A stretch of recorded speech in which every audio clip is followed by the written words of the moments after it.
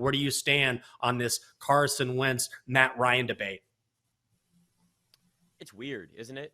Like, it's just Yes. weird to see both of these quarterbacks in the position they're in. We're looking at Carson Wentz thinking he's a franchise savior, and then he's not, but maybe he kind of is in Washington for a short term. And then Matt Ryan is not a franchise savior, kind of old, but also could help them win the division. And I don't know, maybe win the Super Bowl. It's what the Colts have shown us is that with Frank Reich and with Carson Wentz, it didn't work out. And there's something going on there personality-wise with Wentz that needs to be addressed. And obviously being in Washington, you see him do a lot of interviews now. Some have been controversial. Some have been very straightforward, where he's asked about those types of things. Jim Irsay, the owner of the Colts, did not like him. And that's one of the biggest issues, and also I think one of the most glaring problems with that situation last year, because you can see it now, where Jim Irsay still to this day will go out and throw shade at Carson Wentz about, oh yeah, we've got great leadership at quarterback now. Oh, now the leadership situation last year was rough, but now things are different. And that may be so, but let's pump the brakes on the Colts just automatically winning the division, right?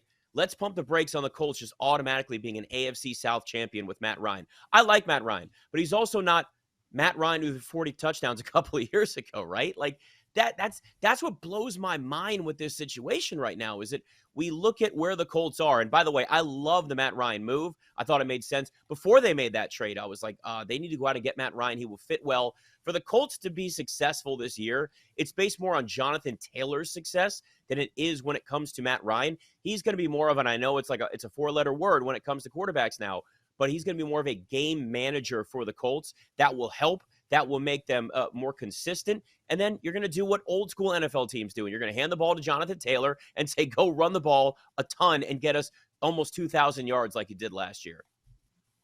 Right, because I'm looking at the quarterback rankings or quarterback rating for quarterbacks over the last 3 seasons. Guess who's second to worst over qualified starters in the NFL? That would be Matt Ryan. He is second only. But still, he's not 31 years old anymore. So we could go back and forth. All right, go ahead. I'm just saying, if you put Patrick Mahomes in the Falcons, you think he's putting up numbers like he does in Kansas City? Yeah, Patrick Mahomes is amazing. Okay. That's the reason he's making $500 million, Jenks. Sure. But we've got to get off this, oh my God, Matt Ryan is the savior of this team, because we heard this story last year. So I'm not ready to believe it until I see it. And another thing is the price. You're getting good plus money on a Titans team that won the AFC last season. There's a little bit of Titans bias here. I understand that with you, Chelsa, but you're not totally wrong. Like, let's not just write off the Titans right now. Just given, I can see the anger given the Titans fan that's in you right now, and the fire is lit.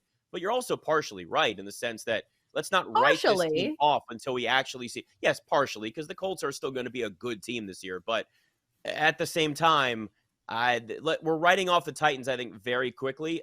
Let's see what Ryan Tannehill looks like this year, and let's see how healthy Derrick Henry is. And then we'll really know how good this team is, because just like the Colts, it's all about Derrick Henry and the Titans and what he does for them.